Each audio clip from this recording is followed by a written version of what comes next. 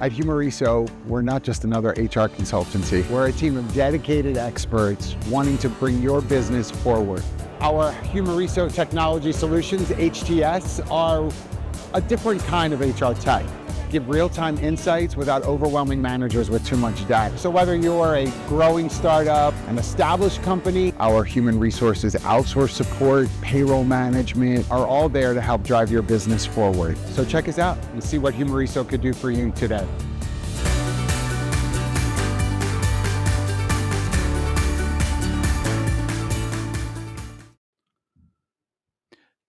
Oh, I am so blurry. Good morning. Good morning. Caught off guard. Hey, Caught good off morning. guard. I'm I'm in a blur this morning. You know what, From Joel? crazy Life stuff. is a blur when you live in the fast lane, isn't it? We're still It really dreaming. is. It really is. Well, welcome everybody to the HR Morning Show. We are super excited today. We have probably the best guest host we could ever have, Kyle Lagunas in the house. Kyle, good morning. No need to turn around. It's you. Hey, what up? What is up, man? How you doing? Good to see ya. Oh my God. Well, I woke up in a horrible mood, and then getting on with you guys and prepping, the energy shifted, and I am ready to have a great time with you. Well, that's good. Well, we're excited. We're glad to have you here. Hey, you got a show on the Purple Acorn Network. Why don't you give us a plug of that? Because I don't know if we want people to check out all of the podcasts we have on the purpleacornnetwork.com. So why don't you get us up to speed? Look, and as soon as you recommended that, the camera snapped back into focus on you. The universe was like, "Hey, Joel, great call." Um, so I have Transformation Realness, which is a different kind of show. We are sitting down with the people who are running, contributing to transformational work in HR and talent. Um, the three of us go to a lot of conferences. We attend a lot of webinars, right? Transformation is thrown around so like loosey goosey. The work is actually super hard. And so I bring people in who are doing it, learning, willing to share what they're learning, willing to share what challenges they're running into. Yeah. And rumor has it, I may cry in 2 of the episodes. We get a little emotional sometimes. Wow. That is the mark of a very good show is when the A lot of hosts heart. themselves are moved. Yeah. A lot of heart. I love that. I love that. I'm so excited that you're here. I feel like every time you come, you bring a young energy. I wish we had some more of that on this show sometimes. Because I'm still under 30. That's what we were talking about Right. earlier. Like, You're finally talking I'm about gonna get the Forbes. Forbes is 30 going under on. 30. I was supposed to go to Forbes 30 under 30. I got sick. So if you hear that in my voice, that is going on. But you know what? Sometimes it's better to miss out and watch from afar and let the shit show go down without you. Because at Forbes this year, there's been some tea, if I may say so myself. And if you don't know what I'm talking about, DM me and I'll fill you in on all of it. That's right. We're staying mysterious this morning. That's good. Well, guys, look, we are part of Purple Acorn, purpleacornnetwork.com. Check it out. We get new shows every week. I think we're up to like 30 different podcasts, but tons of great content. And then if you guys can follow us on LinkedIn, we're also on YouTube, obviously a podcast as well. And we're trying to get to 2,000 followers. Purple Acorn is trying to get to 2,000 followers. We may get desperate and have to pay for followers, okay? But No. we don't want it. We want organic. Never. Although I did see, I don't know if you guys saw this today, but so I did a post today on LinkedIn. Shocker, I know. But it said at the top, it said, like, gave me the option to boost it. So they are like actively trying to get people to boost. And I've also seen this on TikTok happening a lot too, where they'll say this post will blow up. Do you want to promote it? So it's like, I feel like everything on social right now is just turning into pay for play big time. There's too much of it. My whole Too much. Instagram feed is sponsored posts.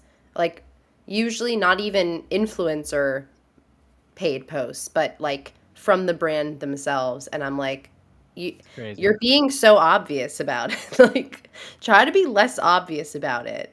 It's every single. I mean, it's also platforms are going to platform, right? I mean, like Exactly. they build this garden and then they charge you to come and They're going to plateau is what they're going to do. Yeah, right. It'll be interesting to see what they do because I know Oracle just took over. They just agreed to deal with TikTok, and so we're gonna have this like U.S. based TikTok, and now they're like really trying hard to get creators to pay. Like it's gonna be very interesting when creators have to pay to build their brand. Like I don't know, that just feels weird to me. I wonder how many people want to be content creators when you have to pay to be a content creator. It's Well, right crazy. now, the next generation really wants to be content creators. 30% Yeah, want to be YouTubers alone. So yeah, they might Yeah. have an idea, a good one on their hands. right. I'll also say, looking at Gen X and Gen Y, hello, I'm a geriatric millennial over here.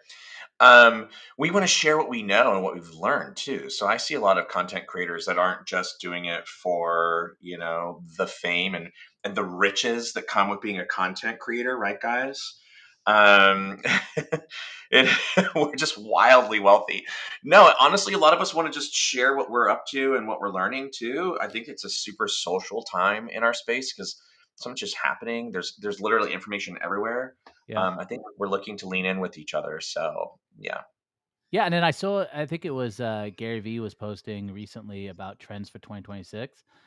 He's predicting an unplugging of Gen A, so Generation Alpha coming in and just saying, "Hey, we want to be unplugged. We want to have times away from social and the digital," which I think could be great for all of us. And then he's predicting like big resurgence of in-person events, which I think we talked about before, but I'm definitely seeing that. A lot more people wanting to connect in real life. So hopefully it will just balance out and all this stuff will work out and we'll just continue to be rich content creators because that's the Yeah. goal. Uh, Well, Well, also there's a ban like in a lot of schools they're locking up phones when you walk in the door. And there was this one school, it's like a religious school in New York, like a Jewish school, and they made a crazy music video about how the phone ban like is going, like day 7, and it's hilarious. I want Danielle, to know what kind of intense blowback they're getting on that. None. Really? Everyone's eating it up. It's like the most No, not amazing the video. video, the ban itself. You No, know. I think the kids are liking it. yeah. Like I think we're craving that. I mean, not to call myself a kid, but I think we're craving that disconnection, like what we're talking about before. I don't think it's just Gen Alpha. I think like it is generally across generations. Yeah, I recently I deactivated my personal Facebook, which I don't know why I was on it in the first place, but I kind of got back on it like maybe a year ago or so, and I've just disconnected it because I was wasting a bunch of time. But I think it'll just balance out, right? Like you kind of have to. I do think social kind of has gotten to a point where when I go to a restaurant and I see everybody engrossed into their phone, or it's like my wife's a great example of this. Like she just will not stop scrolling reels. Yeah, I'm calling her out, but it's like I just feel like it's kind of gotten too much, and now it just needs to balance out. And I love the in person as well. So yeah, that's right. Get off Kyle, your get off your phone. I was looking at notes for the show. yeah Chill. yeah right. We got What are you, a you're high on Mike. schooler? You're on Mike Peditto's realistic recruiting channel. I know. Always. Always. Well, look, guys, it's been good. We're excited for the show today. We're going to be talking about ATS. We're going to be talking about workaholicism or workaholism, and we're going to be talking about social selling and recruiting as well. So, got a great show lined up. If you can get in the chat, tell us hi, say hi. We got John in the chat. We got Anne, who's going to be on the show later. We got Kelly. Great to see you, Karan, and Mike Peditto in the house as well. Realistic recruiting, great What to up, have you, Mike? Mike. I know, Mike. You need to come on, boot me out of this show. You can be the co-host, but Get Mike on the mic. Mike on the mic. That's right. All right. Well, let's give a special shout out to who is it, Danielle? I think who's the new shout out for this week? Kika. Hey, Kika is our new premier sponsor of the HR Morning Show. It is a unified HR and payroll and performance management platform, and it really just simplifies modern work for modern organizations. It's founded with the belief that employee experience is at the heart of everything we do, which is true because people are our most expensive and our greatest asset. We can't do work without them, right? And Kika helps companies move away from fragmented tools and manual processes into a seamless people-first system. So we love Kika for that reason. Their employee-centric design is one of the reasons why we love them. They help with compliance, with admin, and creating intuitive experiences for its users, for employees, while giving HR leaders the insights and automation that they desperately need to scale. So Kika, it has a very great track record in India and is making waves in the US as well. Their mission is really simple: to empower HR teams to create workplaces where employees feel valued, supported, and inspired to do their best work, which is, you just can't ask for more within a tool, within any of your vendors. So highly recommend you check out Kika. Your people will drive your success. Get a demo right there.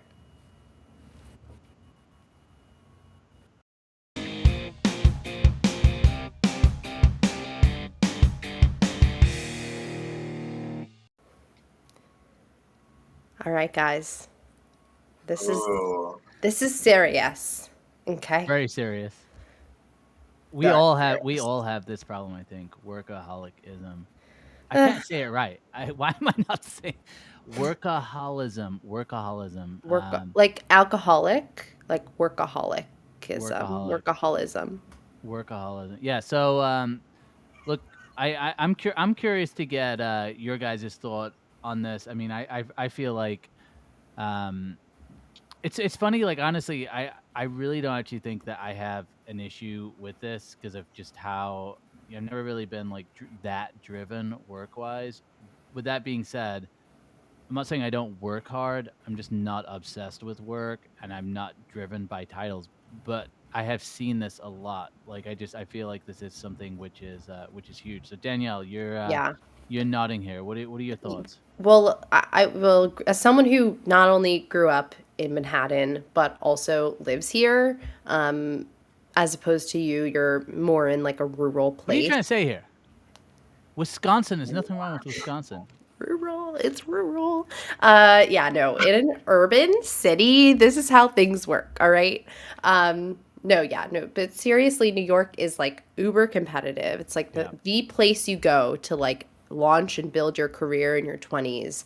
Yeah. And as someone also who went to private schools from the age of, nursery to through college, there is this culture that I don't participate in, and I try not to, of constantly trying to one up each other.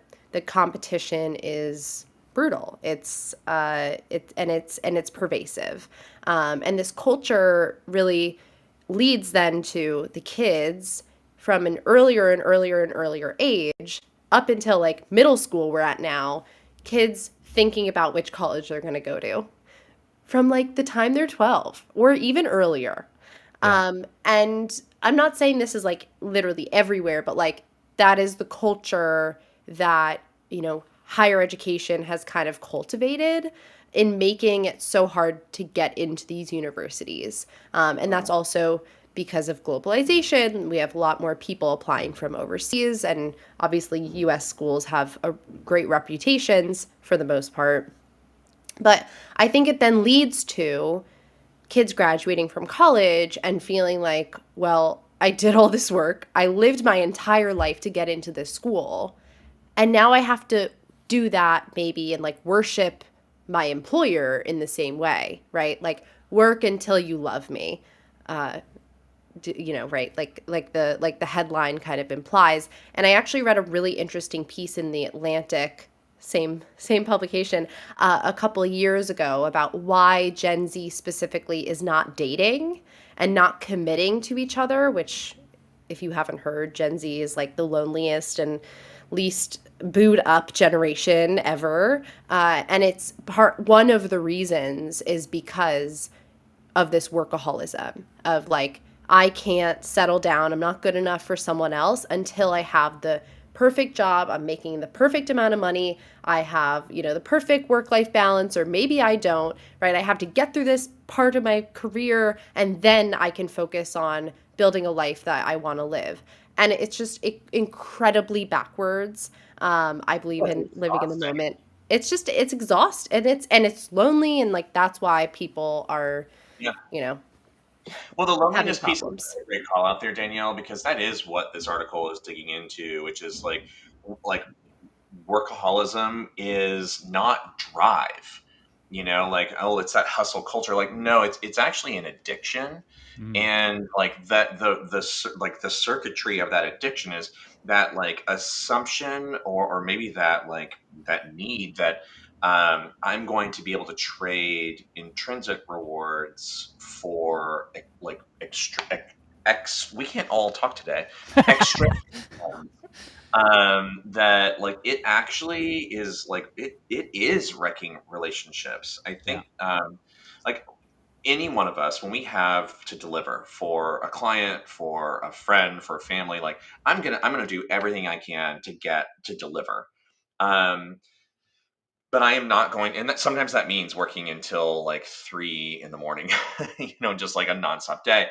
But that is not the norm, because I am able to disconnect from the work itself, from the commitment, and recognize like I have intrinsic value.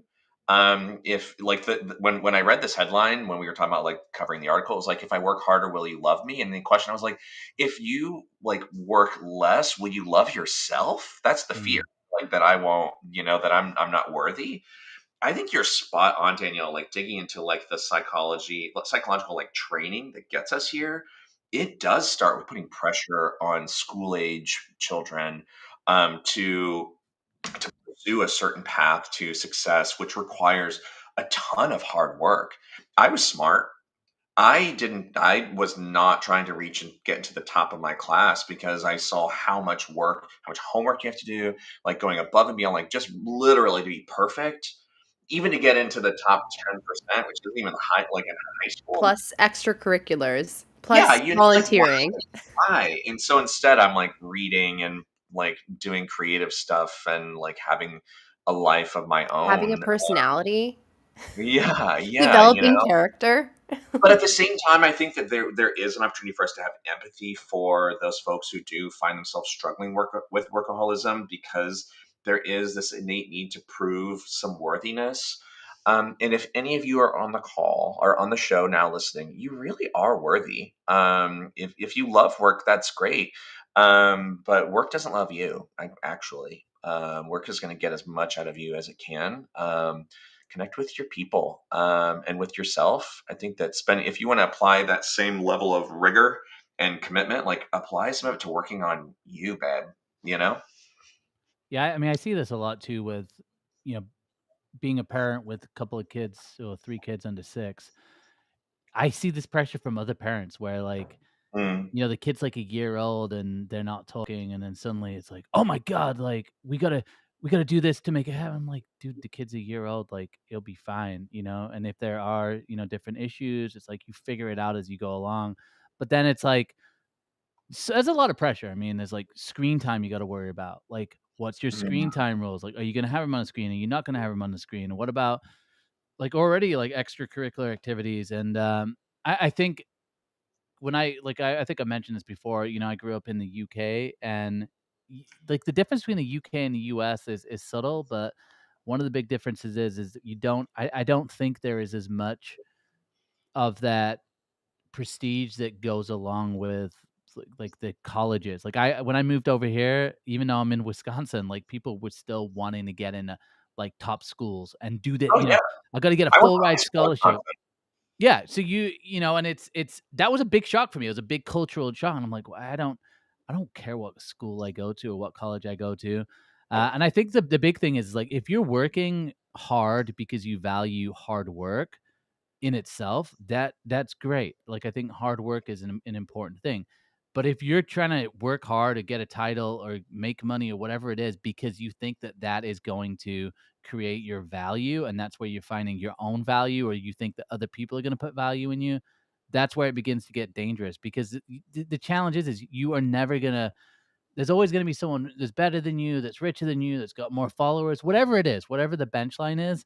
And if that's where you're getting all of your worth, like you said, Kyle, it's scary. And to think that, like, again, in this article, it said, like, you're not necessarily like a bad parent, because a lot of parents, they want the best for their kids, but it's just realizing that, like, sometimes that pressure, if it creates workaholism like this 20 years down the line and Yeah. depression, it's not helpful. So I try and And I'm encourage other parents to just love your kids and be big. Someone said big up Blackpool, Joel. That's right. I'm from Blackpool in the UK. So Sham knows that. We a just lot of spoke this people week. don't know that. I love that about you.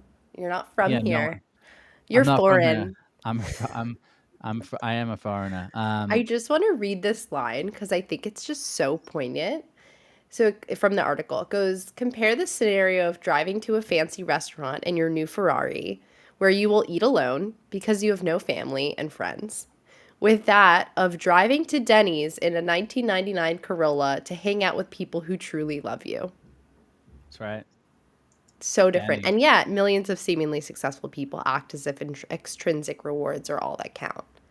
It's really sad. I also watched a video of Mr. Beast on a podcast the other day with one of the Paul brothers, and one of the Paul brothers, I can't tell the two apart, so I'm just going to say a Paul brother, said to him, Jimmy, Mr. Beast, I was with you when you hit 20 million followers, and it was this like 20 million subscribers. And it was this like lifelong goal that you had your entire life, and you were looking to hit this thing, and then we were standing outside of some restaurant and you hit it. And I was like, aren't you excited? And you were just like, yeah, like that's great. Yeah. And I'm like, wow, that's some unprocessed trauma right there. That's pretty crazy. That's how I Yeah. felt when I got to 100,000 followers on LinkedIn. It was just like, no, I'm Joel, just are kidding. you okay? No, it's totally true. And so I think if you, like Kyle said, like if you're feeling like this and you're listening, I think like, reach out to people, and you do need to know that, your worth doesn't come from working. It's just like, I think Comes we from gotta, I really who hope you we do are. change this culture as well, because Me it's too. just, it's sad to see, We but need more European influences. that's right. But even that, anyway, I'm not going to go down that rabbit hole, but Okay, hold on. I think we're going to move on to our next segment, which is one of my favorites, Smart Recruiters segment. So let's move on. Production team. Take Production team.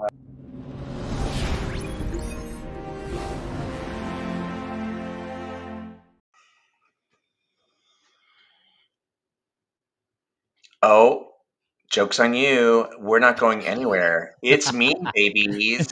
Uh, so I get to stand in for the one and only Alin Bailey at Smart Recruiters, who, as you all know, is usually running the All In for AI segment. The reason being is we just partnered on this incredible piece of work, and we wanted to share it.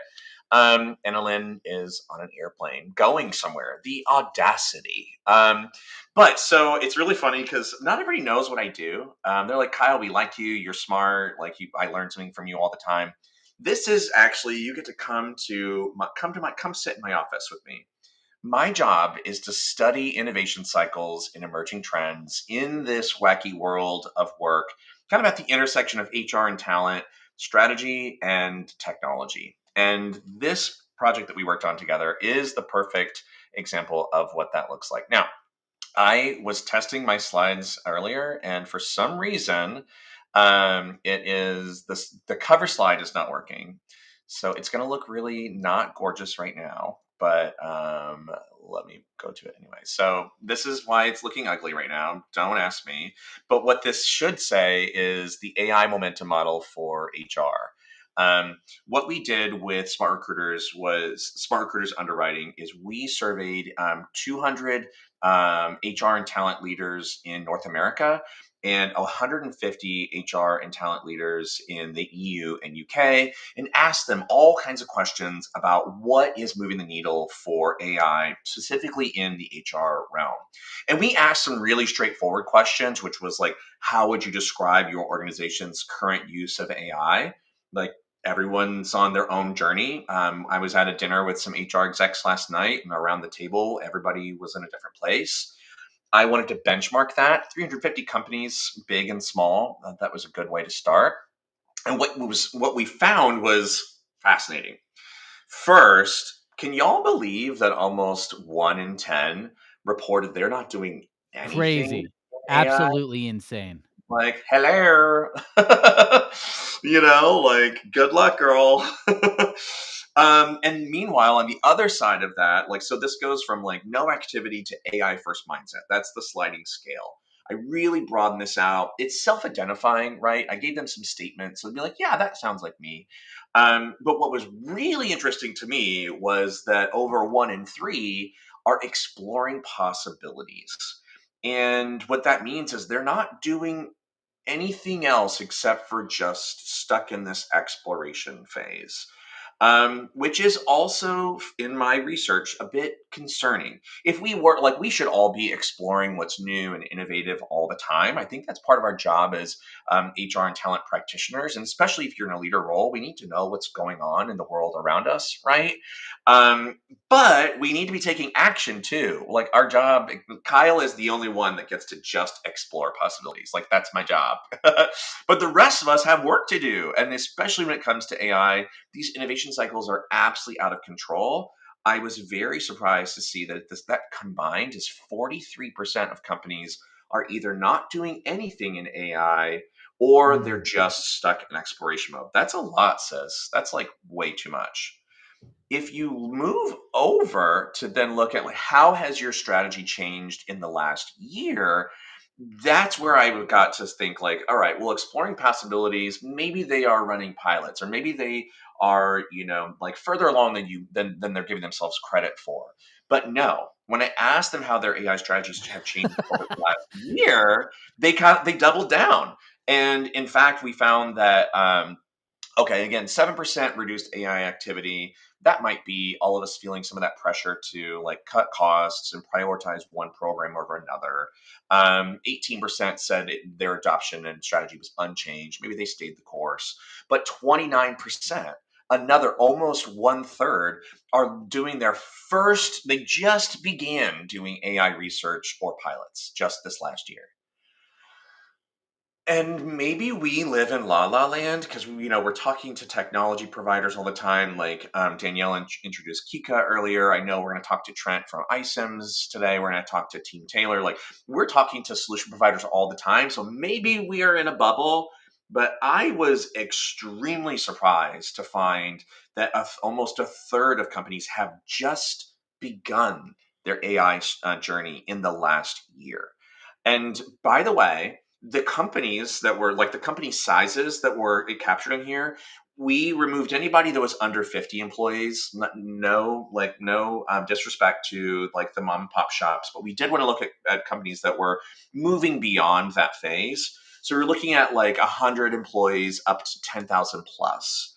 And so it is not like this is concentrated over just in the small shops. We actually found that the area that there was like a common trait for companies that were big, really big, and companies that were on the smaller side. They were both stuck in this exploration mode. Everybody thinks like the bigger the company, the bigger the budget, the more they can do. Not true.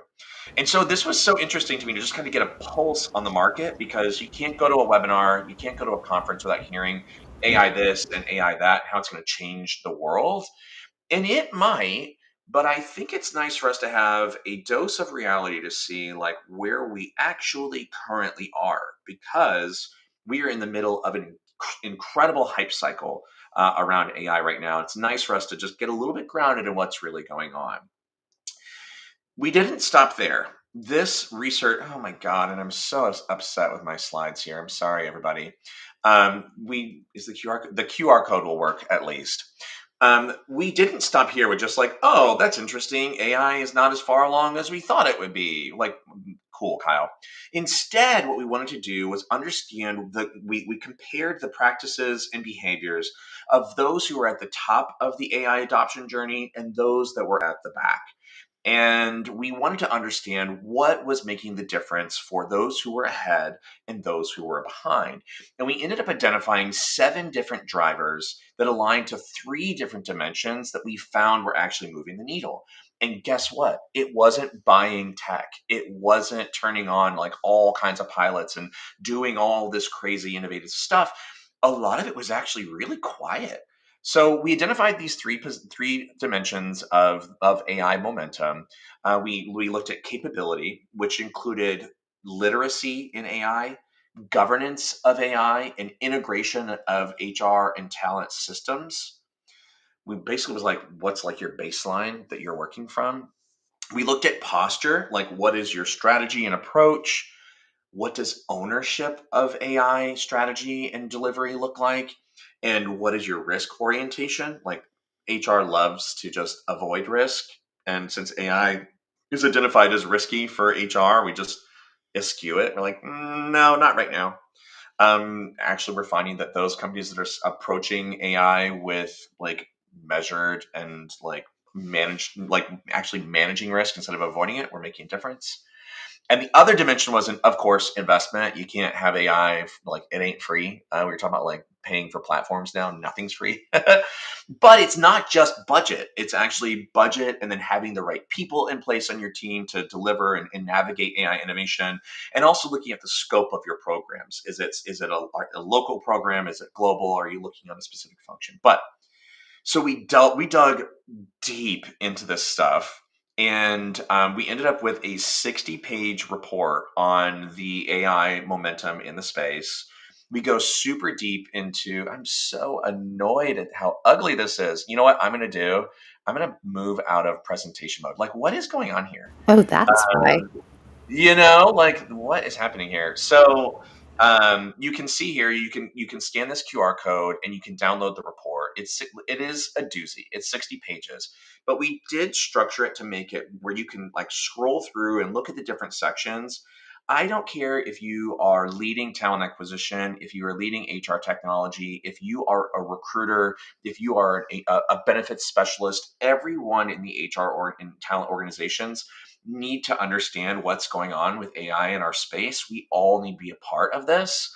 And hopefully, this report will give you some grounding and a point of reference to understand where you are. We actually are building a diagnostic so that anybody can take a little quick quiz. We're going to be launching it at RecFest.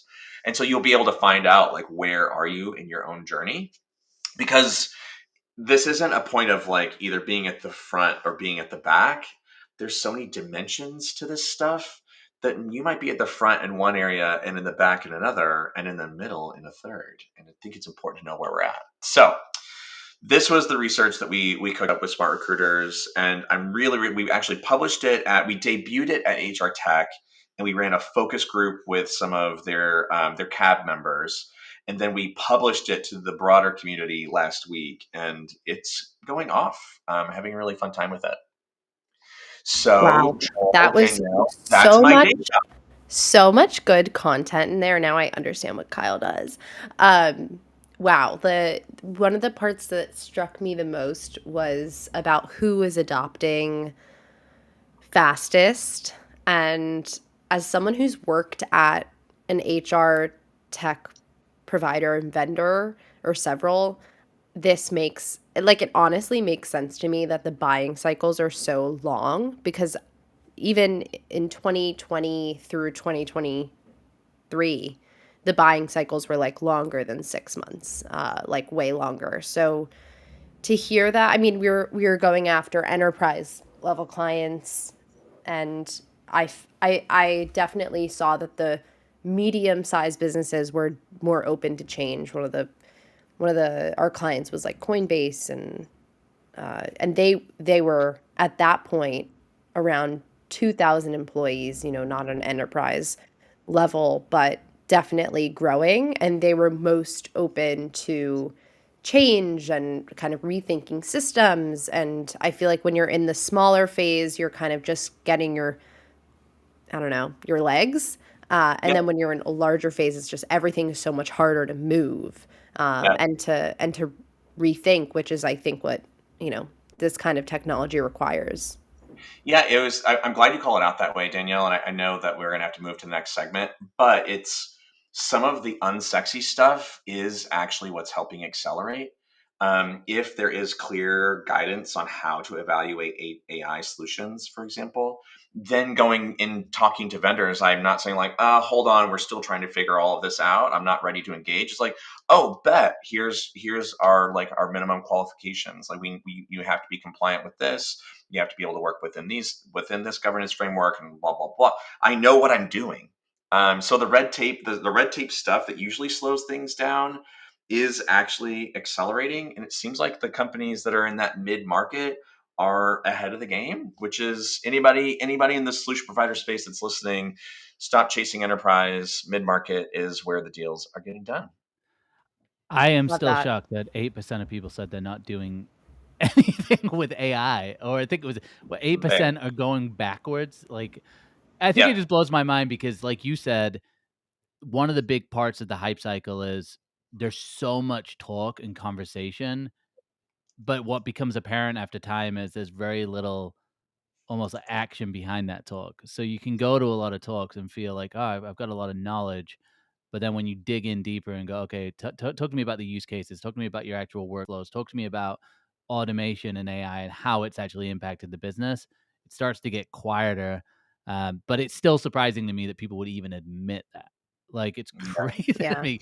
I would Um, I would imagine that a lot of the people who are not experimenting or going backwards are waiting to see what the next best thing, is, and like what comes into the market. Kind of reminds me of modern dating, like how, Oh a my lot of god. men don't want to settle down, some women, because they're like, oh, next best thing is like right around the corner, which is horrible. And I hate for my generation. But yeah, no, that's kind of what it reminds me of.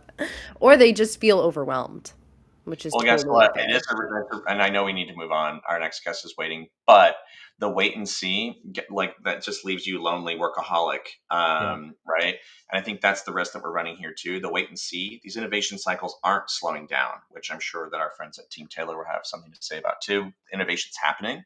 We've got to keep up with it. So wait and see, exploration, not working. That's not progress. Inertia is not safe. It's Yeah. actually setting us back.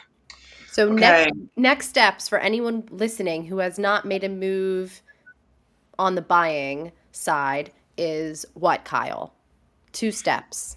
Download this report, learn from your peers. I think understanding like what's actually moving the needle is not just going and buying stuff, it's building out some solid foundation.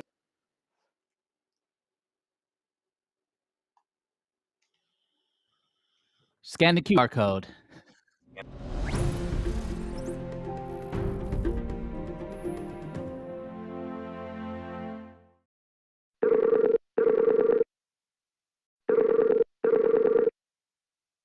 Good morning. I think this was a excellent conversation to have right before we talk. Brian, welcome to the HR Morning Show. Great to have you on.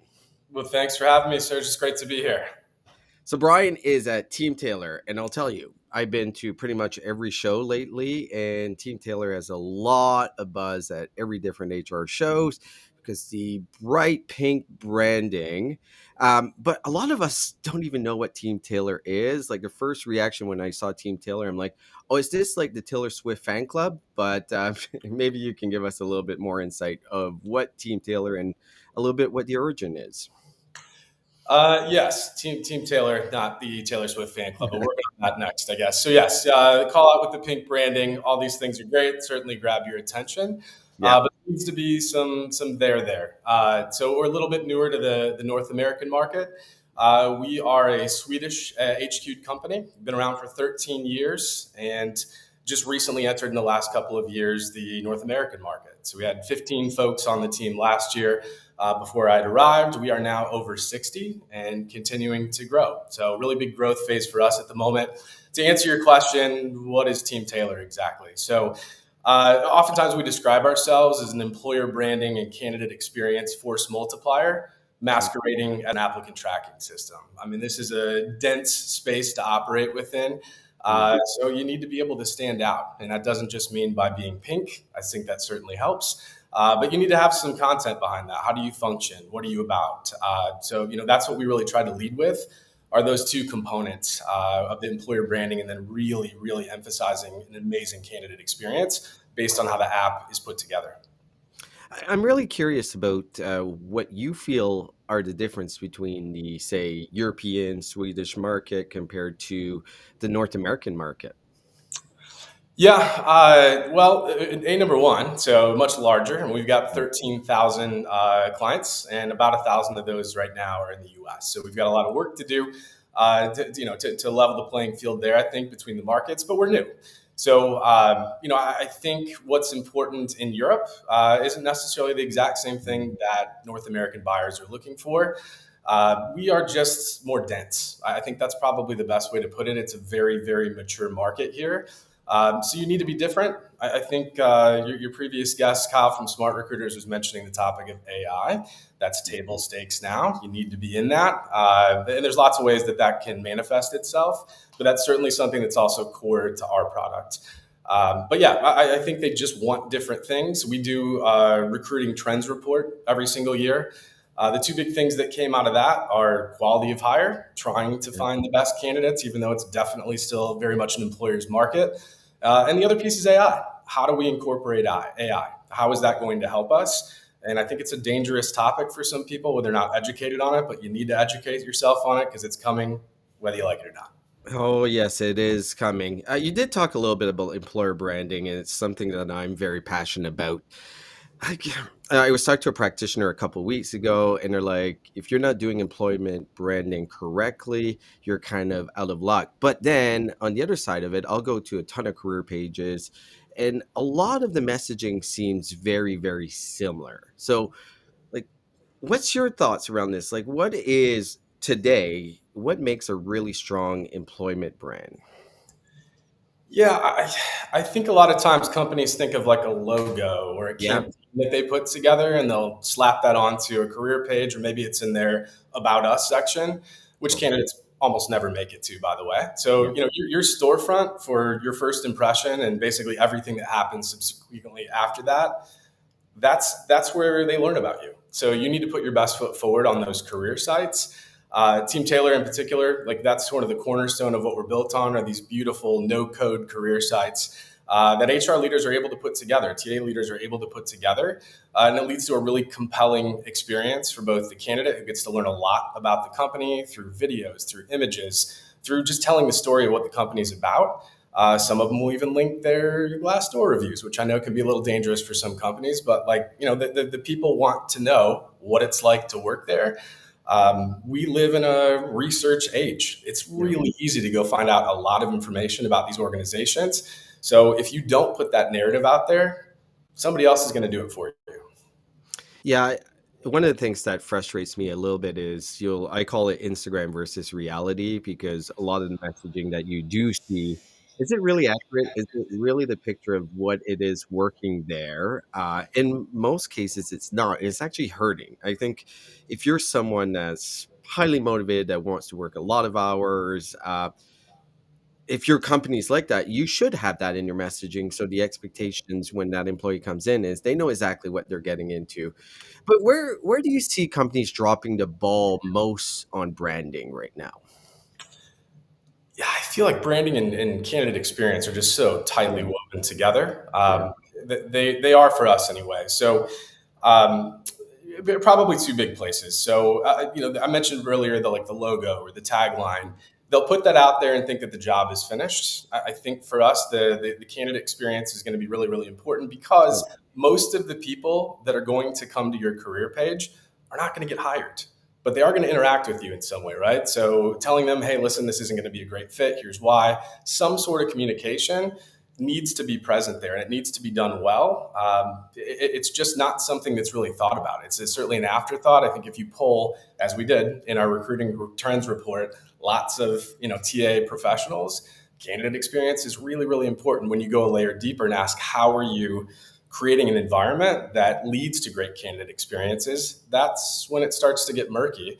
But that's when we come in to talk about how the app is basically set up to create these awesome candidate experiences, even for the people, and maybe most importantly, the people that don't get hired, but still have a really positive brand sentiment based on what that process felt like for them. I love that. And I love how you tie in candidate experience and employment brand overall, because I think they fit well together. And I think it answers like the question that I've had when I was a TA leader, as far as where should employer brand sit? Should it sit into marketing, comms, or HR, talent acquisition? I think the answer is clear, but I want to see if you agree. In my mind, it sits in HR and talent acquisition. But what's your thoughts there? I think the answer is yes, that it fits into all of those areas. Okay, fair enough.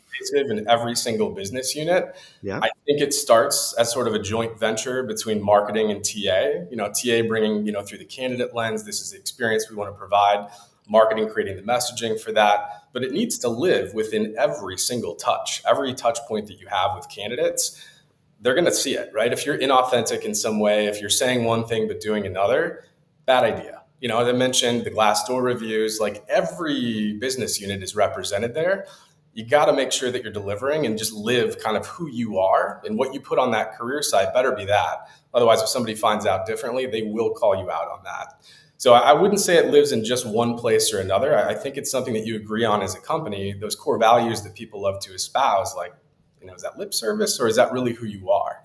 It needs to be who you are, else they're going to go somewhere else where they find a more authentic, consistent company, which is, I think, another big descriptor of like what lends people to positive brand sentiment. Candidate experiences, like you would think we would have figured this out by now, but we're still seeing a ton of stories of candidates not getting feedback from an interview, actually applying. Like you'll read the stories on Recruiting Hell on Reddit where they applied to 1,000 jobs and did not get one response on their application. This is all part of the candidate experience, and it's also part of the consumer experience, because if they have a bad experience at your company applying for a job, they're probably not going to be a client. How do we make companies realize that the candidate experience is so critical, not only to their branding, but also to their consumer branding?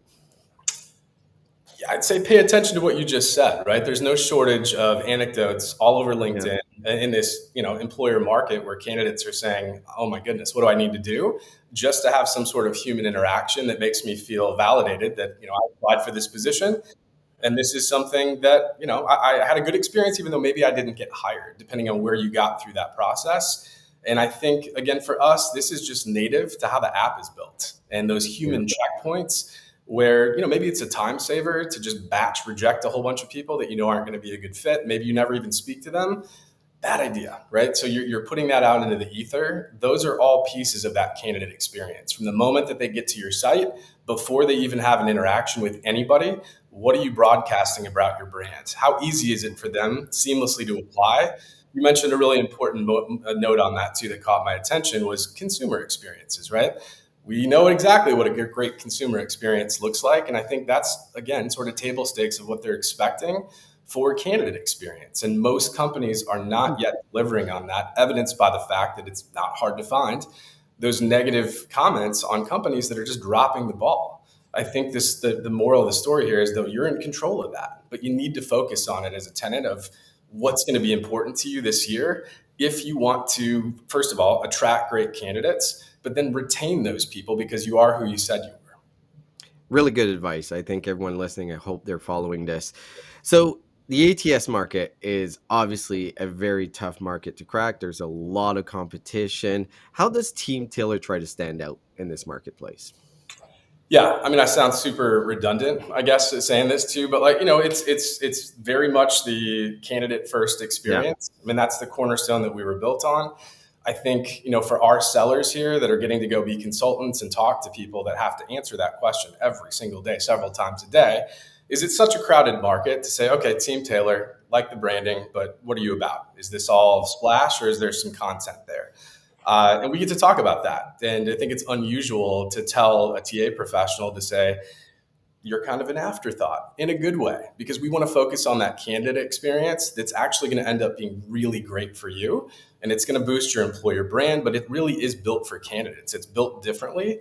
And that ends up being a plus one for everybody in TA. So I think that grabs people's attention to be like, wait a minute, why are you not pandering to me? I'm the one who's going to actually buy this from you potentially. But I think it's a fun story to tell, to say this is built on, the three founders that we have that come from an e-commerce background. That is what leads. That's what gets you your volume of quality candidates that come through. And it's really fun to see those case studies come back to say, after switching to Team Taylor, quality of candidates that's validated by the analytics are different than what we had previously. And I don't think it's one single thing. Employer branding is not a career site. It is how you interact with every single candidate that comes through, whether they get hired or not. That's, I think, for us, what really, I think changes perception about us being an ATS. They're very used to seeing a commodity of features. Do you have this? Do you have that? Yeah. What does your AI look like versus this one? We don't really have that conversation. I think we fill the check boxes quickly and then get to, hey, here's who we are. Here's what we're about. Maybe we're not for every single company that's out there, but we can really help in these two areas if those are important to you. Perfect. I appreciate that. So I appreciate you coming on, Brian. Where can people find out more about Team Taylor? Are you going to be at RecFest? Is there any events coming up as well that Team Taylor will be present with your really cool paint gear? I got my jacket. I love that. I think I missed an opportunity to not put mine on before I came on. Shame on me. I should have put it on, actually. We will indeed be at RecFest. Yes. And we have another event with Heba Youssef from Hate It Here that we're going to be doing here in Chicago in the next couple of weeks. So yeah, come to the tail end of our season, but we'll definitely see people at RecFest and hopefully be able to see you there too. I will be there. Last year you had the trucker hats. Any hints on what you're doing this year? If you like the customizable hats, you should definitely come back. So there's going to be some more little treats there, but those will be back by popular demand for sure. Perfect. I love it. And for you, Brian, what's the easiest way to get a hold of you? Yeah, you can come directly to our site. You can come get me at brian.mcgarry@teamtaylor.com if you want to DM me. LinkedIn is also a great option as well. Just come talk to us, see what we're about. We'd love to share our story with you, see if it would be a fit. Perfect. Thank you so much, Brian. I appreciate you joining us. All right. Thanks, Serge. Appreciate it. Take care. Bye.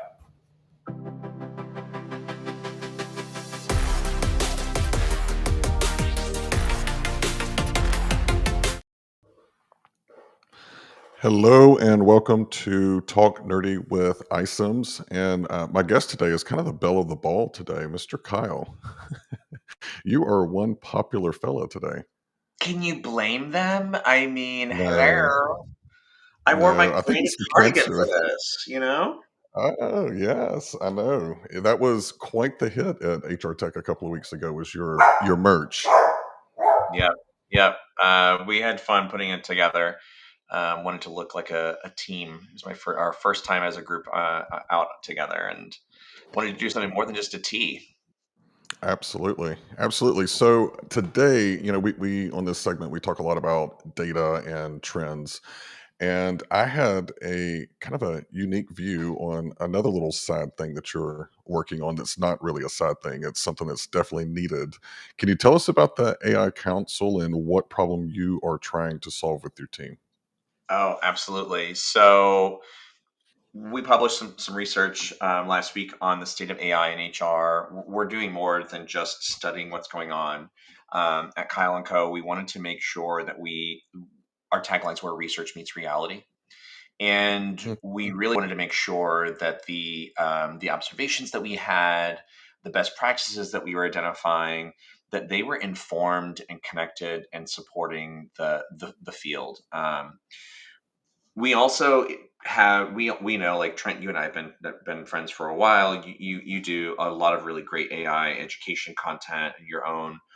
That's because one of the biggest gaps for the HR and talent space right now, when we're staring down this like actually truly transformative trend of AI, the biggest gap isn't budget or bandwidth. It is literacy. Most people really just don't understand what this is. All they see is hype and concerns. But so there are at the same time, hello, you as a former practitioner, there are people in HR leadership who do know what this stuff is and are tracking these trends very closely and are driving meaningful adoption of these capabilities in their organizations. And what I wanted to do was not just shout my ideas from the mountaintops, but bring together those people who we've met through our work and give them an opportunity to close that gap, to work to enable and empower their peers. And the human centric AI Council was born. I think I put out the ask to you in January of this year, and we've been hard at work pulling some stuff together. But yeah, I mean, we've seen a lot of the content and concepts, the answers to questions about AI in the space are developed and delivered by the solution providers, which a lot of it's great. We really do see you care to solve the problem too. But your customers and my stakeholders, they want to learn from each other as well. And so we thought it'd be great to have a practitioner lens on all of it. I think that was probably the most impressive because I was part of it before I joined iCIMS, and it was fascinating to me the different levels of expertise that you were able to pull together on this council to solve. Well, first of all, I think it was kind of like, okay, what problems are we trying to solve? And then kind of going from there, everyone just naturally gravitated to a couple of the different pillars. Can you share what those pillars are? Oh yeah, actually, like I've got. Let me pull this up because what we knew that there was a lot that we had to figure out in AI, Mm-hmm. but like that. Remember when we had our first early workshops? It was just like ideas were all over the place. They were all Yeah. good. But, like, how do we crystallize this? Like, what are we actually trying to accomplish? And we came up with this mission statement, which was the Human Centric AI Council brings together industry experts, tech providers, and key stakeholders to empower HR leaders to lead responsible, ethical AI transformation. And like this is the work that we're doing, like the education, community, and best practices. We're trying to help our Mhm. peers thoughtfully balance workforce impact and business goals. The pillars that we came up with, because again, we're like, well, what is human centric AI? Like, what is all of this stuff? What do we? It's a really great tagline, right? But what does it actually mean? And we identified 5 different things that we do believe are core to human centric AI. Okay. AI literacy and education, like first and foremost. Like we just have to know Mhm. what this stuff is. But then we also were looking at what was making a difference, like AI trust and safety, where we could make sure that the applications of AI in the workplace were ensuring ethical and responsible implementations and use cases. Another pillar was AI value realization. Like we're not just innovating because it's cool, right? Our job as HR Mhm. is to support the business in achieving its objectives. We need to bring value through our innovation. So we wanted to make sure that these projects are demonstrating tangible business impact and delivering on actual necessary outcomes. Adoption and change management is also one, like which is just huge. These projects, even if you're running a pilot, can get very complex. It's not just a technical issue; it is also like a cultural and operational. There's a lot goes into It's it. a So mindset. Yeah. oh, absolutely. Mindset, Mhm. behaviors need to change. So we were also identifying that AI adoption and change management as a pillar. And then the last one, which is like the fun one where I get to live, is in forward thinking and future ready AI. This stuff is always evolving. This is like AI is not done, air quotes. And so we Mhm. thought it's also critical in this value chain, like in our mission, that we were going to be looking around the corner, looking ahead and making sure that we knew what was coming, so that we could help our peers stay in touch, not necessarily like at the hype cycle level. We're not hype police or hype participants. We really are just trying to be pure utility players helping our colleagues, and Mhm. so we're trying to run through that practitioner lens of what's coming and what does the future hold, making sure that we're ready for it. Well, one of the ones that I was pretty passionate about was the AI literacy, and especially whenever this first started, I remember having a conversation with you. I had already done like 3 or 4 different talks the first part of the year about AI and where is it going and what do you need to start doing today. And I found that probably after the second or third one, I reframed anytime that I talk about AI and go, let's make sure that we define the different stages of AI. So that way we're all using the same language, because I started finding that some of the questions that they were talking about AI was actually automation, like if this, then that. So they didn't even really understand the different buckets. And I believe that the AI literacy team, they actually came out with a toolkit that it's about to launch, right? Oh yeah, yeah, great call out. So thank you for being a founding member of the AI Council. Your It was fingerprint. hard to let it go. I Hard to let it go. know, I know. Your fingerprints are still in the work, and Okay. I appreciate the opportunity to share it with you and the audience. But so we're not just getting together and talking. Like we don't need more ideas in the space. We need help. We need resources. So we have these 5 pillars, but then we also identified 4 priorities that we like basically like an agenda of resources that we're going to deliver in our first year. And an AI literacy toolkit was one of them.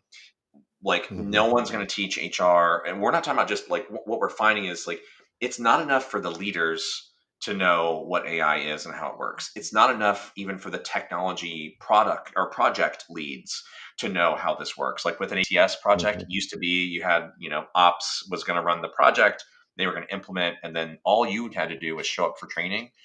AI is different. We all need to Mhm. understand it just at a literacy level. That it's not mastery, it's literacy.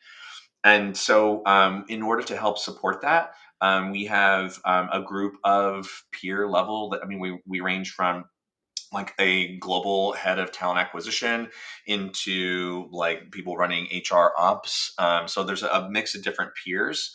An HR, a senior HR business partner putting together like explanations of what an LLM is versus NLP. Like, so our HR people are telling us what this stuff is, and we're putting it all together into coursework that is free. By Mhm. the way, this is all these resources are completely free because it's a mission driven initiative, and we're publishing it in the next month so that people can start rolling this out with themselves, with their teams.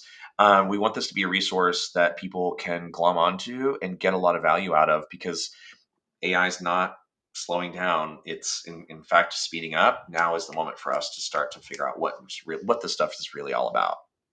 Absolutely. And previous to AI, whenever you rolled out a new technology, you always had an SME, an SME team, and then SOPs. But I think with AI, you don't really have an SME because it's changing so incredibly fast, and you can't keep the SOPs up to date in lockstep with everything that's changing. So kudos to you and kudos to the team for fantastic work. I can't wait to see all of the byproducts of it. I'm an anxious consumer of it. So I appreciate you coming on, and I will kick it back over to our host.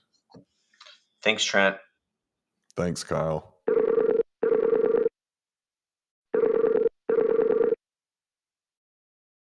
All right, we got an incoming caller. We got Ann Wyatt in the house. Ann, welcome.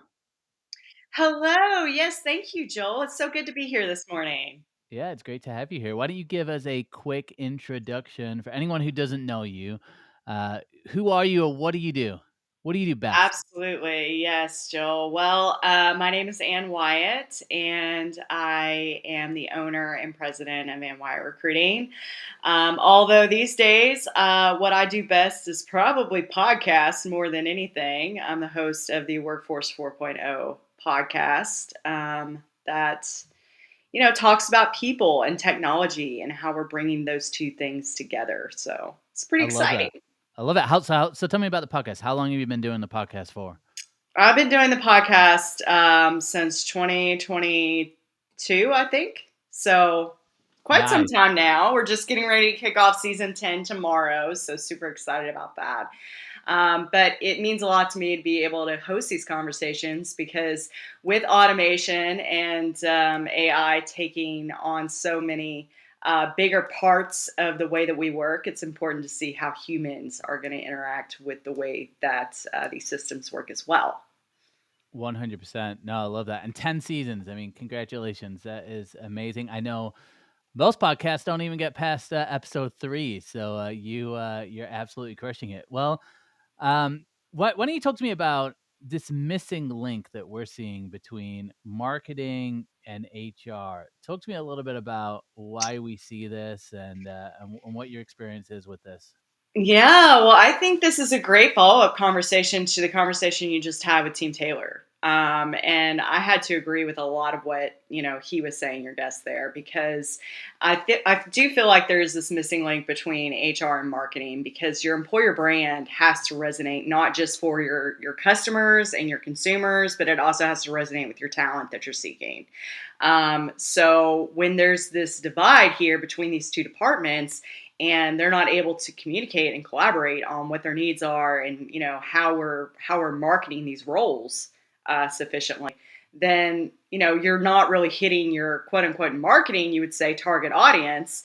In HR, you would say your talent pool, right? So bringing those two forces together, I think, really impacts the way that you recruit, and it really impacts the way that you're able to build talent pipelines, if that makes sense. It makes 100% sense. Yeah. And, with social recruiting, I know that's kind of a buzzword that gets thrown around, but I'd love to know, what are some actual strategies for social recruiting that you've seen work? And it sounds like you focus heavily on the manufacturing industry as well, which I know is really, really hard to recruit talent in that field as well. So tell us a little bit about some of those strategies around social recruiting. Yeah, absolutely, Joel. So, to me, recruiting is all about sales. And I think, you all previously also had this conversation. What facet does recruiting really fall under? Is it an HR, position? Is it a marketing position? I mean, at the end of the day, agency recruiting, like what I have experience in doing, is 100% sales. So, really being able to leverage social platforms and building lists of your targeted talent, especially in manufacturing where there's over 400,000 jobs open. Um, you cannot rely on passive recruiting strategies like people coming to your website or coming and applying to your positions. So, in order to supplement that, you really have to go be able to build a list of targeted candidates and reach out and recruit them. So, social recruiting plays a huge impact with that in two different ways. In one way, can really leverage social media to boost your employer brand, and your marketing team can, develop content for you and just post the content, right? And in another way, it's a great way to find and target talent that you would otherwise be missing out on, because, our unemployment rate's what, 4%? So being able to go out and target that talent is very critical as well. And then being able to have a conversation with them, instead of just blind pitching them in their DMs, like we all get all the time, right? Really make an effort to connect with them on a human to human level. Yeah, I love that. Have you found any platforms that work better than others, particularly for the manufacturing talent? It depends on what roles you're looking for. LinkedIn is great for professional roles, all professional roles, engineering roles, sales roles, marketing. If you're looking for frontline talent, if you're looking for hourly positions, Facebook is a great place for that. Or even like hosting an event on your facility and doing a very grassroots type recruiting strategy. It works wonders, honestly. No, I love it. I love it. Well, what about the next generation? You might know our host Danielle. She's very passionate about Gen Z and talks a lot about recruiting and kind of how to reach Gen Z. I'm curious from your perspective, reaching this next generation of manufacturing talent. What strategies do you have for companies? What do they need to be thinking about? Absolutely. And hi, Danielle. I see you backstage. It's good to see you. So that is another big thing that we talk about on the Workforce 4.0 podcast, is really leveraging the technology to recruit next generation talent in manufacturing. And like I like to say all the time, Joel, everyone has one of these, right? So we are so used to being able to access technology that we would have every day, whether that is the phone, whether that is the iPad, all of this stuff. And in manufacturing, we're really seeing that technology gap, right? So in a lot of places, you still have legacy machinery that is very old. And there are very good reasons for why that is. However, it's harder for Gen Z to look at these positions as viable career options because they are 100% tech natives. So they've always had access to the internet, right? So being able to apply that creatively and then being able to partner your technology with your people in an efficient and successful way is going to get them more interested in manufacturing jobs. So that's really a strategy that I have, is really assessing what technology you're working with and seeing how you can update any of that and how you can make that more appealing to the next generation of the manufacturing workforce. And also, I mean, just being an advocate of your industry. Manufacturing is very cool, Joel. I don't know if do you get into manufacturing much? Do you see much manufacturing? No, I mean, I know I look like, I'm a very blue collar over here, but I'm not a manufacturing a manufacturing expert by any means. But I will say, to your point, there is a ton of robotics technology coming out. I know automation is huge, right? So I do It's think that cool, right? it is, and I think, the industry as a whole, I could also make a comparison with healthcare, for example. I think some of these more traditional industries, they've done an absolutely abysmal job of employer branding and marketing and understanding what attracts people. And so I think, to your point, there's so much room for that, and those stories need to be told. And I think social media, knowing how to tell a good story, knowing how to actually reach people to change that brand perception, it's crucial, especially when there's as many jobs as you said open. I think it's time to really, tell those stories. So that's kind of my perception from the outside. Curious to hear your perception. Yeah, absolutely. Well, manufacturing is a very cool industry. It's probably one of the only industries, or is the only industry out there, where you take absolutely nothing to make something. I love And that. that is the coolest thing. And all manufacturing is different. There's a lot of really cool, unique processes out there. And then you have like niches of manufacturing. So you've got like different types of manufacturing. And all of these feed different markets. And it's just really extraordinary to learn about and know about. But what we do is cool. And advocating for that, making that content, showing off, what we're doing, the product that you're making, the lives that you're affecting, is probably my favorite thing to do. And I think on this season of the show, of my podcast, Workforce 4.0, that we're going to have somebody from P&G on, which is really exciting to me because this is so relatable, right? And we have a very big conversation about toilet paper that I cannot wait to share with y'all. But what is so relatable You're on a is roll. I had to add that in. everyone. Yes, Joel. Well, you buy toilet paper, yes? I do. I do. That I Yes. do. That I do. Yes. Every single person buys toilet paper. So where does it come from? How is it made? And then how do we control the supply and demand of it? Love So that. I am very stoked to have this conversation. But, being able to showcase that, make it relatable in stories, post it on social media, make it resonate with people. Oh, look at this. This is cool. This is what we do. This is their lives that you're impacting for the greater good, and you can come be a part of it. I I think love it. that's the number one strategy you can do. 100%. I couldn't agree more. Well, and look, it's been amazing having you on the show. Where can people find out about you? Where can they find out about your podcast? Would love to know. Yeah, absolutely. You can just connect with me on LinkedIn. That's probably the best form of communication for me. I am a little behind on my DMs, but send me one anyway. I'll catch up. And yeah, I'll be at some trade shows here in 2026. So that'll be a great opportunity to meet me as well. I love it. Well, guys, go connect with Ann on LinkedIn. Be patient. Sounds like she's not spending all day on LinkedIn like some of us in this chat. But Ann, it's been great to have you on the show. Hopefully, we'll have you on the show again in the future. And it's awesome to kind of hear the stories that you're telling in manufacturing as well. Well, thank you, Joel. I appreciate it. No worries. I think we're on to the weather, if I'm not mistaken.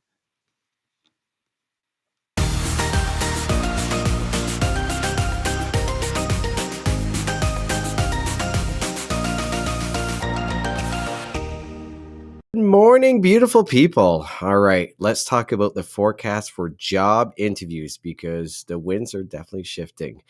So, disclaimer, I used to be totally against AI interviews like the bots or avatars, but my mind has been changed in the last couple of months. So, I realized that if we set it up correctly, it could work. It's actually a way better candidate experience because it gives everyone that applies a chance to stand out compared to only a select few that usually get an interview. So say you've got 100 applicants, generally 5 to 10 people will get an interview. In this case, everyone gets an interview.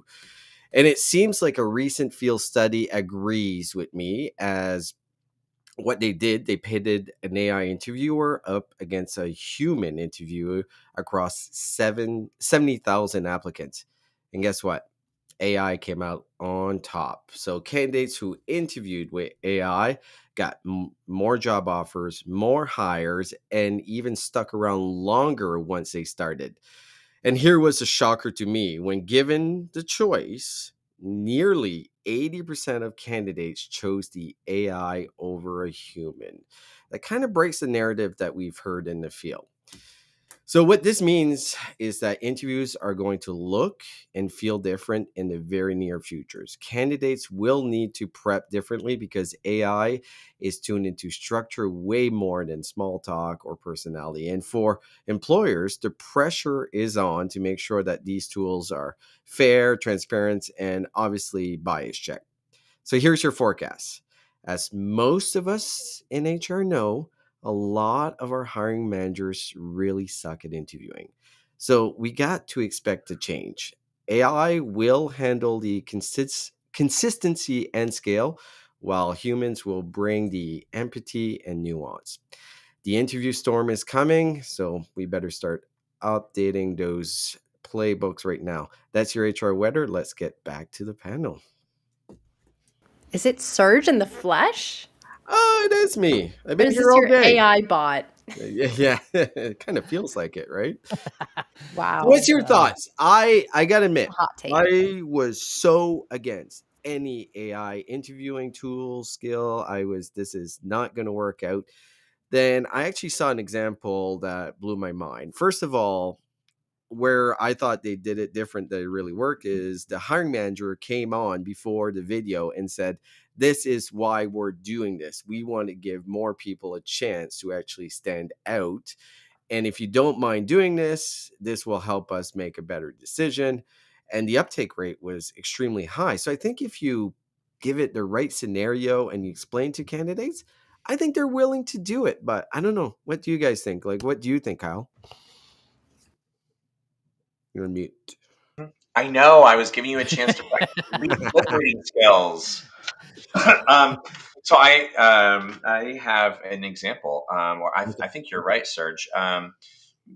The people have been participating in one-way on-demand interviews before, Yep. and maybe sometimes two-way. The AI interviewers are consistent. They are structured. They can they can process complicated questions. They're actually not terrible. When I Mm, first saw some of these that were being pitched at, honestly, RecFest last year, I was like, I don't think we're no. ready for this. Yeah. But then my friend Tiffany Lee, who is an employer brand practitioner, formerly led talent brand and attraction at brands like Expedia and Zoom. Maybe you've heard of them. Mm, She participated in an AI interview and loved it. She said it was great. And went in like cautiously optimistic, maybe even a little bit cynical because she's a leader. She's a little mm, like a director level, and had an incredible experience with it. I also really like. I was at an HR dinner last night, and people were saying like, how can we make sure like matching algorithms are not enough? How do we make Mm. sure, because they're looking at a job description and a resume or an application, and now that it's like AI for AI because candidates are using AI and recruiters are using AI. Anyway, with the interview, I get a more complete picture of who somebody is, and I can interview everybody. Yeah. I don't have to worry about my availability, their availability. I don't have to worry about whether the hiring manager or the recruiter took notes. Like now I can interview everybody and capture data directly from that person, verify they're a real human being. Oh, well. Mm. Do you know what I mean? So it Yeah. really is bringing way more value than this cynic had expected. I'm glad you feel that way because I was definitely on the other side. When I first saw it, I'm just like, this is going to take a long time before this becomes mainstream. But we're starting to see it mainstream. Danielle, would you do it? Would you, if someone you were interviewing for a job and they sent you a link to do an AI interview, would you Excuse me. be opposed to it? Bless you, there, Kyle. I wouldn't be opposed. I think, you know, having any kind of interview or response is better than none. Fair And I enough. think that's kind Yeah. of where people are at. So Yeah. maybe that explains some of the openness to trying new tech. It's like, okay, I didn't get an interview with a real person, but at least I got one with, their AI interviewer. And the funny part is, we've been seeing so much flack about interviewees, candidates using AI to prep and to submit their resume and all this stuff. And now it's like, well, maybe it actually is beneficial for people to use AI to now prep for these AI interviews, right? Because AI processes information differently than people, and these systems maybe can talk to each other. So that's something that I'm thinking about, and I think right now people are just kind of desperate to hear anything from. Yeah. No, that's a really fair point. And like I'd rather hear something than nothing. And I guess at the end of the day, if I get the job, I probably will prefer whatever I end up like whatever tool was leveraged to get me that job. So if it was a person or if it was an AI interview and I got the job, well, I'm okay with it as long as I I'm get the not seeing job. I don't know if Joel would agree, but I'm not really seeing people talk about these like AI interviewers on social media.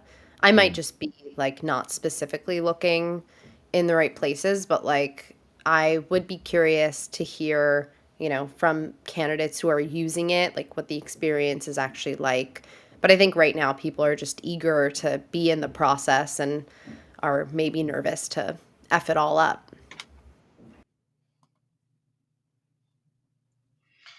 I think people want to be more than a resume. Yeah. Um, that's I'm definitely seeing that in I am not seeing as much commentary on like the tiki talkies, but I definitely do on Reddit. Yeah. And I don't know, I see some people that are being a bit cynical about it. I will just say that candidates, I know there's a lot of frustration, there's a lot of anger, but naysayers don't get jobs. Mm. I think that it is a tough pill to swallow, especially if you have been in the job search for a long while. I do know that if an employer is implementing one of these solutions now, the amount of work that has gone into just getting that to go live is immense. They are trying to solve the problem. They are trying to improve the candidate experience, to Danielle's point, to give you a chance to be more than just a resume that's thrown into a black hole.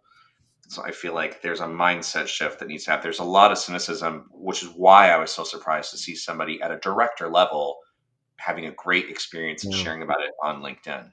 Kyle, I'm curious, like if I go back a little bit in, I think it was 2018 or 2019, HireVue got sued for leveraging components of that were taken from a video interview. And I'm like, how is this different? Like in how, Oh, this is a great question, Serge. What? I am not a lawyer. Okay. IAMAL. And so like my understanding of the case may not be perfect, but the analysis that it was doing was image processing. So Mm, it was trying to infer from body language and word choice behaviors, and like behavioral traits, and trying to create a profile of a person based yeah. on how they looked and how they talked. Girl, that is some pretty hairy stuff. Yeah. Now, the early use cases that they had actually was what was supposed to be fraud detection, because we do see a lot of service center like candidates and IT service candidates that, they might be paying for a professional interviewer, and they are sitting in front of the camera like watermelon. So that was what they were trying to do, is make sure that it was actually the person talking. But that was more of the problem. This is not reading somebody's body language Interesting. Okay. and their word choice. This is looking at transcripts to see what they communicated. Did they answer the question? Were they direct? Did it take them a long time to get to the question? Like, those are observable facts. Mm, And so I think that this, at least the because this is what's such an important question, Serge, not just for us as industry thought leaders, but for our colleagues who are evaluating these tools. We need to understand how to evaluate what makes something effective, what makes it safe. And so you need to know, what data is it actually capturing and evaluating in order to produce insights for you, the recruiting organization. Is it reading the transcript, and is it trying to say, "Oh, Kyle is very eloquent. That must mean that he is, da, da, da, da." Inference is the area, is the red zone. You don't want it to try to create, because an inference is creating data. You don't want, that's where you can yeah. hallucinate, is when it's trying to create a data point based on what it's observing. You want it to just give you straight facts, fam. And that's where you want to make sure you talk to a solution provider. What is the model? What are the inputs that are driving the outputs? I need to understand what you're looking at. I'm so glad you clarified that. And I think it's a very valuable point for all the practitioners listening of how you're evaluating these tools, like what is leverage in the back end, because you could be liable if this is not the right tool in the back end. Joel, you've been quiet. What's your take? You definitely would do an AI Dude, interview, right? dude, people don't care that much. Like, I just want to. Candidates don't care. Okay. Okay, fair Recruiters enough. care because it's their job and they want to hold on to their job. I just want to tell you, as a job seeker, they don't care. They don't care about the interview process. They care about one thing and one thing only, my friends, and it is landing the job. Okay. That's Boom. what they care about. Let's just stop the bad candidate experience, good candidate experience. Like, they want the job. Okay. And the only way that you have a good candidate experience is when you get the job. Okay. So it's Mitch Sullivan, a great copywriter on LinkedIn, Yes. recruiting copywriter. Love He Mitch. goes, it's just like, it's kind of like, it's like taking a nightmare, which is the job search, and like trying to make it better. It's just a nightmare. There's one happy person at the end of the day, it's a job. Now, with all that being said, because I rambled a lot, I asked this question 2 years ago at Unleash. I went on the streets in Vegas. I got out of the conference room and I asked people, would you care if your interviewer was AI? And even at that time, that was 2 years ago, it was split 50-50. Some people were like, yeah, that sounds kind of weird. Other people were like, I don't care. Like, I didn't even, in fact, some people actually said they would prefer AI because they feel judged by recruiters. So I think I can see why a lot of recruiters aren't talking about it online, because it does feel like, oh, that could take a part of my job. Obviously, they're already worried about losing, the recruiting job. Um, but the last thing I'll say is, it's a candidate market right now. And I think Nick Livingston just said, do you have a choice? Truth is, in an employer market, Okay. in an employer market, you will do whatever it takes to do it. Let's try this out in a passive candidate market. Let's try out AI interviewers headhunting people. Like, it's just, that's not going to work. So until that happens, I'm not too worried for my livelihood. I'm still going to have to go out and get people. They're not applying to the jobs. It's just how it is. But I think people want the job. They're willing to go through it. And to Danielle's point, it's like black hole or AI interview. I'll take the AI interview any day. Plus, Yeah. I feel like a lot of these tools are probably better at objectively identifying the best candidate based on all, like, a holistic interview, right? And like a holistic process. So you might have multiple recruiters or hiring managers talking to candidates. When you have an AI interviewer, it can bring all of that data together. It could tell you the people who ask the best questions. It can, tell you what questions you need to follow up on, and like what, the unanswered portion, and maybe the weaknesses in the answers. So I feel like interviewing, first of all, people are not trained on how to interview. That's why expert interviewers, the beautiful duo, exists and makes a living off of teaching people how to interview, because people aren't trained on this. At least hiring managers especially. So that, I think it'll come down to like really good interviewers and then AI. Well, we're talking about screening calls, though, right? Like, I think there's a differentiation, right? Like, Right. Not No, necessarily. you can. These are going pretty far, actually. They'll so be doing. they're replacing hiring manager interviews. More, No. yeah. They could replace hiring manager interviews. They could replace screening. Maybe the recruiter interview. Yeah. It's gonna be like, in the end, it's gonna be leaders deciding if they would rather use an AI interviewer, until a certain point in the process, or if they just want to do it themselves, which I don't really see why you would. But I think it'll come down to like the hiring manager being responsible for the decision on how they how they do the process, and like how they want to do it for specific roles. Like I think each role is different. Why not interview everyone in the first phases, right? Yeah, I agree. Like Might also bring down the applicants as well. And I've been saying this for a while. Like, if you're going to get a half-hour screening guaranteed, I don't know if you apply to 1,000 jobs in a week. Right. Boom, amen. I think we've talked about this so much. I think we need to close this show off, guys. Shoot. I'll leave it to you. Getting carried away. We're getting carried away. All right, I think we got a last shout out here to Live at Wreckfest, the Purple Acorn Squad. Most of us are going to be there, and you can use your own code Purple Acorn, I think, for 20% off at Wreckfest, which is massive. So if you're not going to Wreckfest, if you're on the fence about going to Wreckfest, I highly recommend going. Vibe-wise, it's on check. Nashville is amazing. It's a real celebration of recruiters, which, that's one of the big reasons I love Wreckfest so much. We're going to have a tent there. We're going to have a ton of fun activity, networking. We're going to be celebrating all of our friends who are speaking, who are hosting. There's so much going on. So go to Wreckfest and then use the code Purple Acorn for 20% off. Boom. Discount.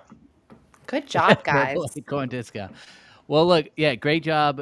Sorry, Danielle. Great job to both of you, Kyle. It's always good to have you on the show. Kyle and Co. Where can people go to find out more about Kyle and Co? Nowhere. I'd expose the Yeah, nowhere. It's a fake company. KyleandCo.com, or find me on LinkedIn. I love it. Yeah, Kyle's making waves in the industry. Gotta pay attention. Well, I love it. And Danielle, obviously, me and you, we go way back on this show, so we're the OG. Oh my God.